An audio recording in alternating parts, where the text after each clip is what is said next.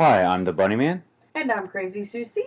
and welcome back to another Night Owl Film Society reviews. Tonight we're going to start a review section of our channel. So tonight's first review is going to be Sharknado 3, the third part of the sci-fi classic Sharknado series, and I quite enjoyed it. How about you? I find it to be pretty predictable, but hilarious. Yeah, I agree. I mean, it's sci-fi. You don't expect quality out of sci-fi, but I think this one was the best Sharknado so far. I did enjoy it, but I did find it to be hilarious because I actually was able to tell what was going to happen. I predicted sharks in space. Yeah, not to ruin it for everybody. Sorry, I can't help myself. I'm good at that. But I mean, this was the best one. I think that they sort of knew that they were a joke now. And sci-fi always has this way of like making movies, and they take themselves too seriously. It seems like, and this time it was like, we're just gonna make this as campy as humanly possible, and they did a really good job. And the acting's from minor characters was a lot better than the acting from the main characters. Do you notice that they left the end of it open again? Yeah, and if you didn't know, at the end of it, they let you choose if the Tara Reid character lives or dies. I'm a personal favor of killing her off because I don't care for Tara Reid, to be honest. And this one, she really wasn't a very good character. She's not a very good actress. Mm-mm. In anything she's ever been in, she's just really not a very good actress. But she even seems bored in this one. I mean, they gave her this like hand thing that has a chainsaw attachment to it, and she used it once.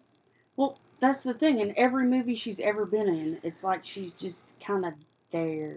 Yeah, she used to be pretty. I mean, she was. Well, and I'm not saying she isn't. She is very pretty to look at, but it's every movie she's ever been in, just like American Pie. She's just kind of there. Yeah, She's just the character that's just there. they could replace her with a cardboard setup of Tara Reid, and you would get the same reaction. It's not that they really develop her character. It's not that they really develop the personality of her character. She's just kind of there.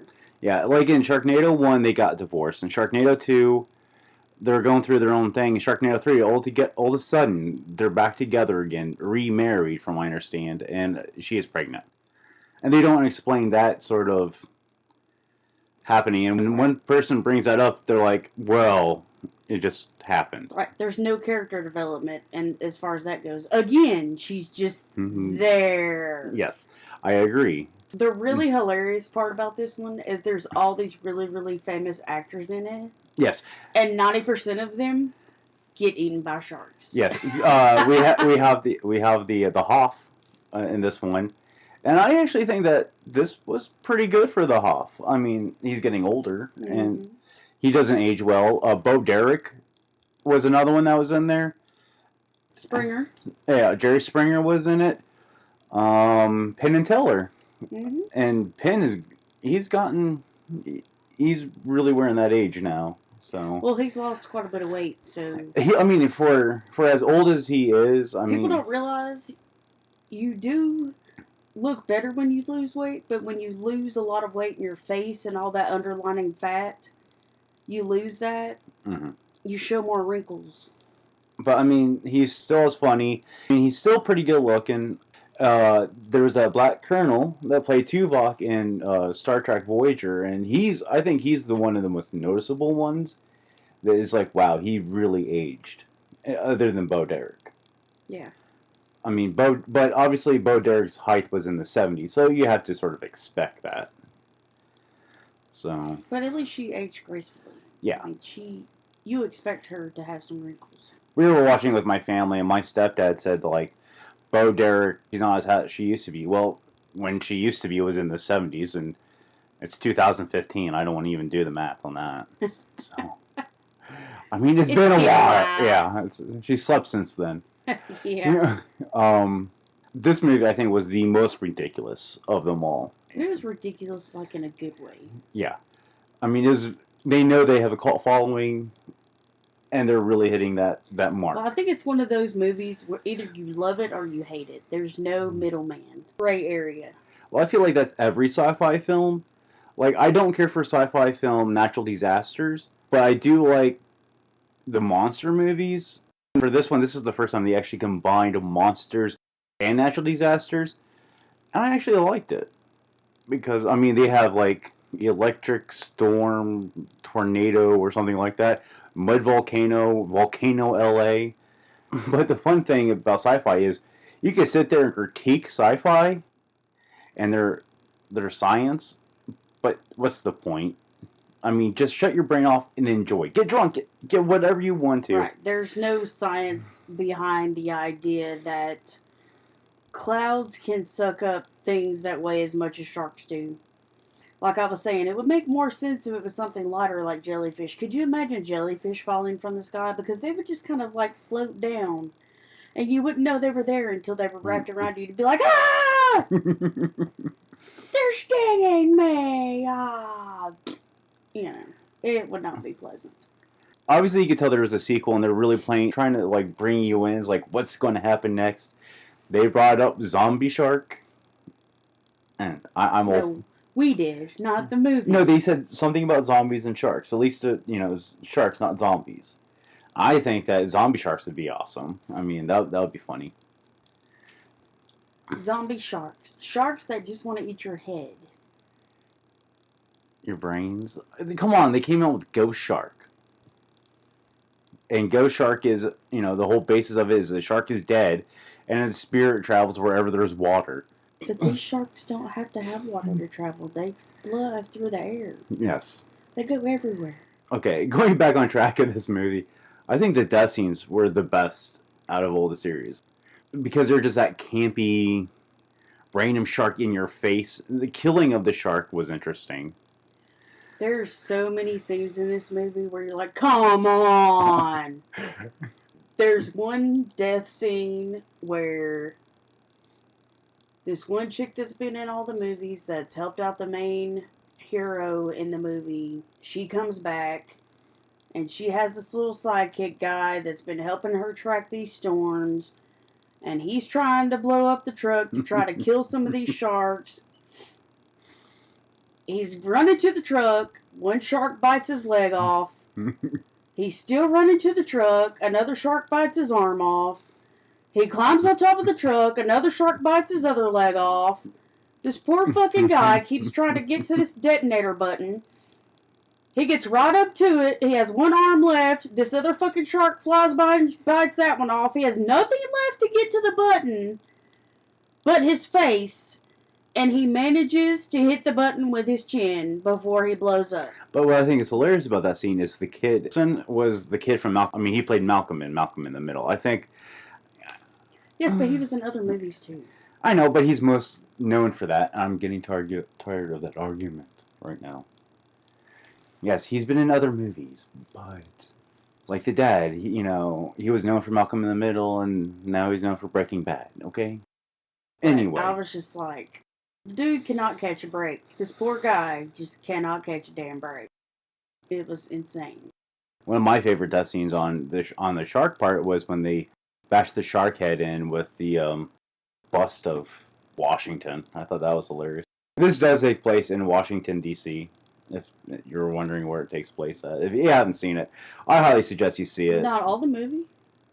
No, but it takes place in the whole West Coast. Yeah, but the first part, it takes place in D.C., and then it moves into to the West Coast, other parts of the West Coast. So it's all over the place. Yeah, in outer space. Yeah, it's insanity. It is just pure fucking insanity. If you want to see sharks and the Hoff in space, this is the movie that brings them both to the table. We definitely recommend you at least checking it out if you've not checked it out. And if you haven't, you just missed it. You missed out. Pretty sure Sci-Fi is going to be running this till they just get tired of it. Thought was really cool about tonight's premiere was that they were showing the tweets. Yeah. I like that. That was a really cool thing that they did. But they were only showing the positive ones. I'm sure people were saying bad things. Like, are you kidding me? Really? Well, I mean, if you're watching Sharknado 3, I mean, and you're going to be bitching on Twitter about it, I think that you should just turn it off and go suck an egg at that point. Yes, but we watch bad movies all the time. Yes. And we bitch about them while we're watching them, but we still keep watching them because we think, I've already wasted 20 minutes of my life. Why not 45 minutes more? Yeah.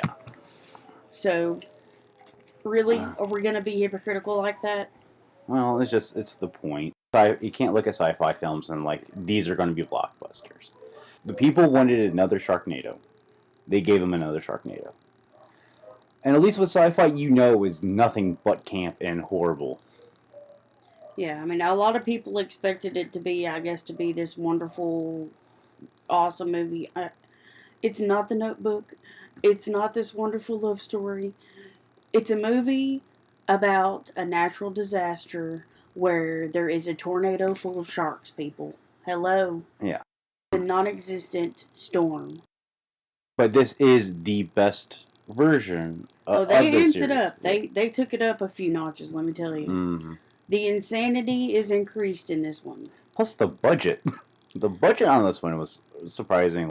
Take 1 and 2, amplify the insanity by several hundred times, and you got 3. And you have to be crazy as I am to try to predict what's going to happen in this movie. You got to be crazy. I was not immensely shocked.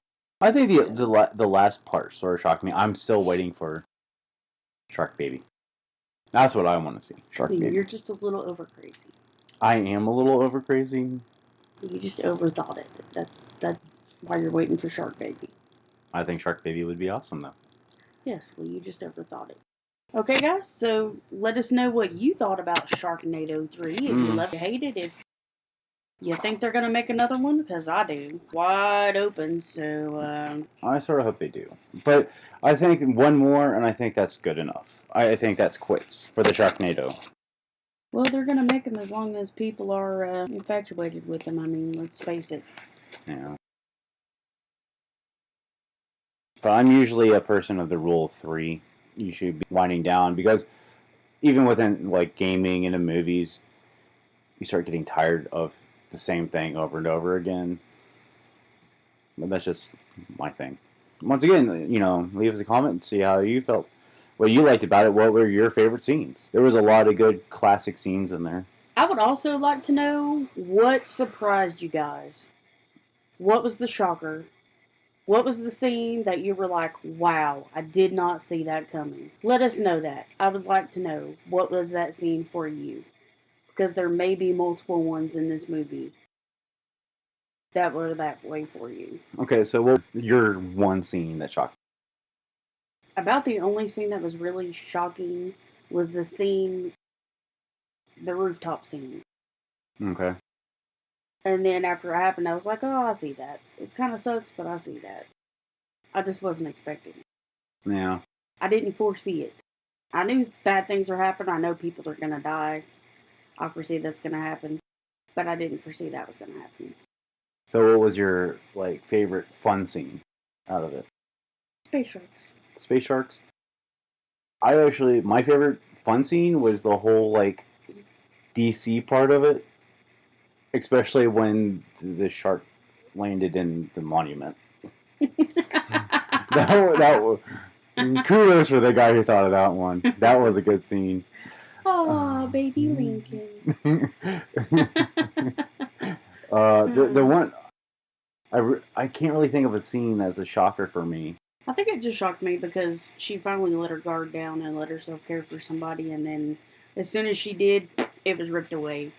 But I mean, I'm not surprised that happened, but the second she did, it was ripped away. Really, really, give her at least a couple more minutes of joy before you rip it away. I think the big shocker for me is that sci-fi is letting us decide if she lives or dies. At least they're taking a poll. Honestly, they've already determined it. They're just making people think that they're letting them decide. Yeah.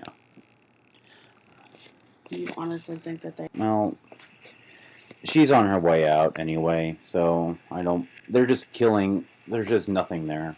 And I wish they would bring back the black chick from the second one, to be honest. But that's just me. But that ends this first review of Sharknado 3. We might, when it becomes a little bit more available, we might do commentary to that if you guys are interested in that. We could review Sharknado 1 and 2, do commentaries on that.